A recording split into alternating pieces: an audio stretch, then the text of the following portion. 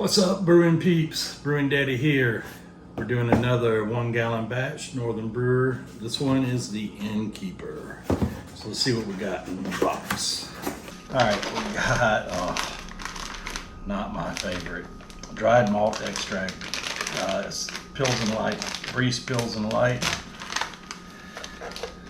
We got Styrian Goldings hops. We got some yeast. We got the Innkeeper grains. We got some UK Kent Goldings hops, some UK Fuggle. We got some fizz drops, and we got a steeping bag for the grains. And as always, our trusty Northern Brewer instructions. All right, so gosh, I really don't like doing these dried malt extract brews, but we're gonna do it for you, only because we care. All right, so I've already got my pot going. I got the flame on. I got about a gallon in the kettle. I'm gonna go ahead and put one more gallon in, or sorry, half gallon. I do these 1 gallon batches with a gallon and a half. They call for a gallon and a quarter, but it's never enough. You're lucky to get 9 bottles out of that. I normally get anywhere from 10 to 11 bottles out of a gallon and a half. It's not, and it doesn't really affect it very much. All right, so we got this under heat, and we're going to bring it up to temperature. And once it gets up to about 150, we'll start steeping the grains. I believe this, of course, once we get close to a boil or at a boil, the dried malt will go in. We'll steep this first for 10 minutes while it's warming up. And then 2 of the hops, I'm not sure which one, I'll have to look at the instructions, goes in with the dried malt extract, and then 1 goes in 5 minutes remaining. I'll clear that up between now and when we get there. All right, see you back in a few minutes. All right. We are back, and we're already up to about 160 degrees. So we're a little overshot our goal of 150 to get these in at, but it's okay. We'll be fine.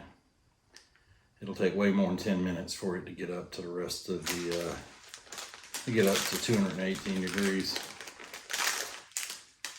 So we have plenty of time to get these steeped before the boiling starts. All right, so we're gonna get those in our steeping bag, put a knot in it. I don't know what's going on with these bags, but they're a lot smaller than the bags before. And we're just gonna soak it, dab it in there up and down a little bit, bob it in there, you can get it all wet. And then I'm just gonna clip it onto the handle with this chip clip. Very handy chip clip. So we'll watch our temperature. Got our timer set at 10 minutes. We'll get it started. And we'll be back in 10 minutes. I did look over the instructions, and these 2, the UK Kent Goldings and the UK Fuggle, will go in first. They'll go in the same time that the malt extract goes in. And then I hope I'm pronouncing these correctly. Styrian, as I'm guessing, Goldings. This one will go in 5 minutes before the boil's cut off. So not too complex. I mean, you got a couple different things going on, but not too complex at all. All right, so less than 10 minutes, about 9 minutes, we'll be back. We'll get the steeping grains out, and then we'll get us up to a boil. And in the meantime, we'll be drinking a Honey Country Pilsner that we brewed a few weeks ago. Some good stuff, one of my favorites.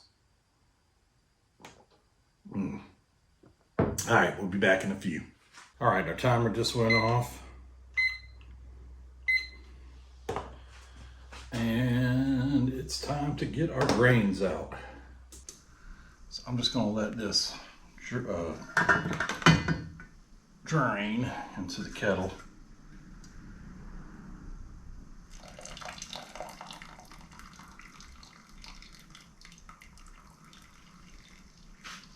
Nice dark brown color. We're so close to a boil. We're at like 210 degrees.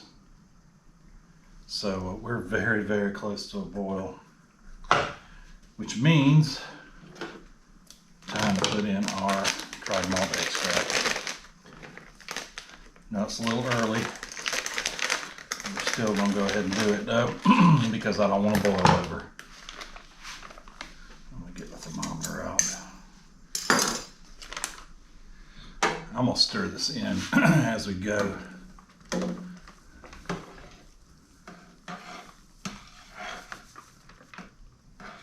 This stuff is never fun to work with. I don't know why it has to be so difficult. Before I put our hops in, I'm gonna stir this in really good. We're so close, it's like on the verge of boiling. I'm gonna have to watch my heat with this because this will boil over in a heartbeat. Once you get that past the first initial boiling point, it's usually fine, but it's that beginning of the boil. If you got it too high, the temperature, it's not a good thing. I have a video to prove this. Matter of fact, I've been thinking, I got quite a few bloopers. I'm thinking about doing a blooper video with all the screw ups and bloopers. And there's some funny ones in 2022. Last time I had a boil over, I took the spoon out. I looked down to do something, looked back up, and the thing was already boiling over.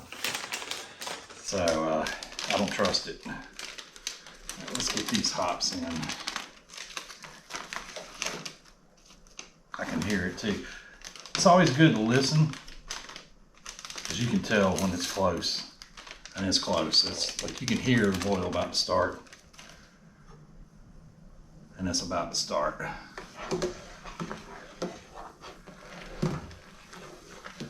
So I'm gonna stir this in really good. You know, I complain about these dried malt extracts, but I've done enough of them where I've learned that you put the dried malt extract in right before the boiling point. If you do that, usually, and watch your temperature and keep it like not too, make sure it's not gonna take off on you, you'll be all right. I complain, but like I said, it's just that one bad experience, and man, it was a mess to clean up. All right, so curious where we're at. I'm gonna go ahead and put the thermometer back on. Thing's hot. We'll see where we're at, but I'm pretty sure we're well above 200, probably closer to 210, or maybe even above 210. 218 is going to be boiling. We're at 210, right at 210. Dumping all those ingredients in, would cool it off. Actually, 212. So we're only 6 degrees from boiling. I got my flame right about where I want it. I don't really want to up it any. I'd like to leave it right there. I think I'll get to a boil right where it's at. So I'm just going to let it go. Need to move the pot a little bit, but handles are kind of hot. One thing about this burner is it's a good burner, but it does heat the pot really well. So you got to be real careful. I have to use pot holders when I'm transferring this to the ice bath because the handles are just way too hot. And it's still sitting at 212, but it's gradually creeping up, and I can see every once in a while the surface kind of breaking. So I think it's real close. I can hear it. All right, so we're gonna get this up to a boil and just keep stirring it. We don't really have anything else to do until we get to the 5 minutes left mark. I'm gonna set our timer for 45 minutes, and from there, it's a matter of waiting. And with 5 minutes remaining, we will put in this last hops addition, and then we'll cool everything off and get it in our fermenter. All right, so we got a slow rolling boil going. I'm gonna start our timer. Got it set for 45 minutes. 5 minutes remaining, we'll put in this last batch of hops, the Styrian. And I'm just gonna keep stirring this, keep watching it. No issues, it didn't boil over, it didn't do anything, of course. Maybe I'm being dramatic, but it can happen.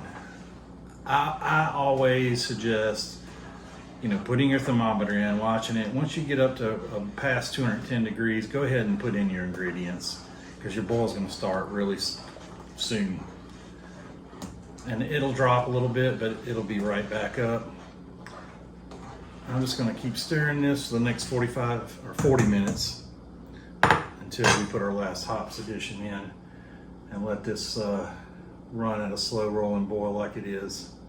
We'll see you back in about 40 minutes. Okay, we've hit the 5 minute remaining mark. We'll get our last hops addition in. Stir that in.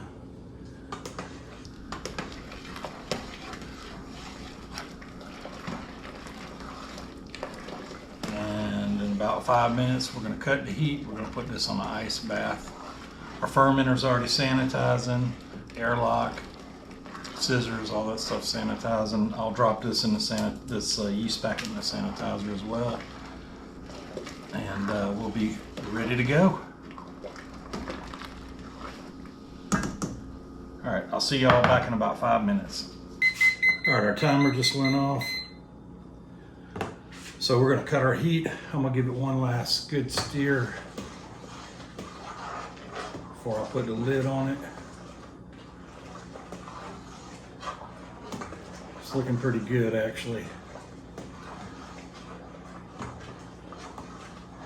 First time I've done this recipe, but curious to see what it ends up tasting like.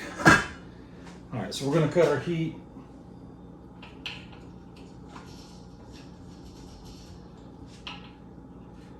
And we're gonna get this transferred into an ice bath, cool it off. Shouldn't take any more than about 30 minutes max. And then we'll be back to put everything into the fermenter. All right, so we got an ice bath here.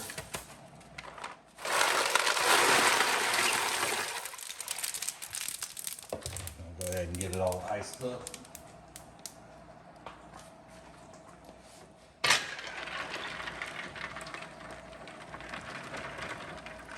I'm gonna let that sit.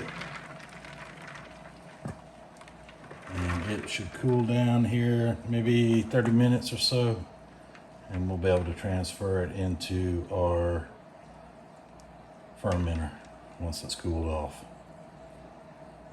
Our wort has cooled down and we've got it back here with our fermenter. Fermenter's been sanitized. We've already emptied it out. Got our airlock half full of sanitizer, and got our scissors that are sanitized and our yeast. So let's get our wort transferred over into our fermenter.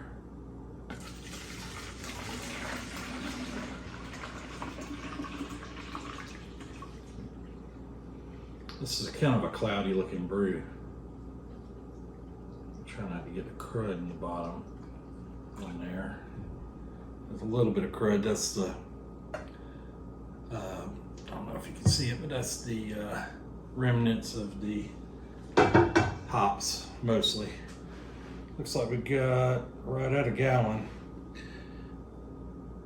That's exactly why I brew with 1.5 gallons. So the gallon mark actually is right there. If you can see it. I don't know if you can see it. I can barely see it myself. Gallon mark's right there. It's not quite a gallon, but it's almost a gallon. 1.5 gallons. I don't know why they call for 1.25 gallons, because it never comes out to a gallon. All right, cut our top of our yeast off. It's a good thing we're brewing this one, because this one actually says best by 323 and it's 123, so this recipe is about to expire. These things do expire, so make sure you pay attention to that. I only got a couple more that I got to do. I bought a lot last year and Wasn't thinking and probably should have not done that because they only got a shelf life of so long. All right, to make this go on a little easier, I'm gonna pull the airlock out. Just make sure you get your lid pushed down all the way and get your airlock back in. And you can see my airlock has turned to kind of an orangish color. That's from that sanitizer. It's not a big deal to me, but some people don't like the iodine sanitizer because of this. I ended up letting this soak overnight. Thought I was going to brew some yesterday, but just didn't have time and ended up having to let everything soak overnight. So that's why it got like that, but it is what it is. All right, so our Innkeeper ale is ready to go. It's done. It's going to ferment for 2 weeks, and we'll be back bottling it up and trying it out for you. So we appreciate you joining us. Hit that like button, subscribe to our channel, be entered in our drawing. We're going to be giving away a beer starter kit, ale beer starter kit from beer.com. So make sure you subscribe. Also, there is a video talking about the giveaway. Post a comment in there. We require you to do both to be entered. And check out brewingdaddy.com, and also our Twitter, Brewing Daddy, our Facebook, Brewing Daddy, Instagram, TikTok, they're all Brewing Daddy. All right, guys, peace out and take care. We'll see you next time.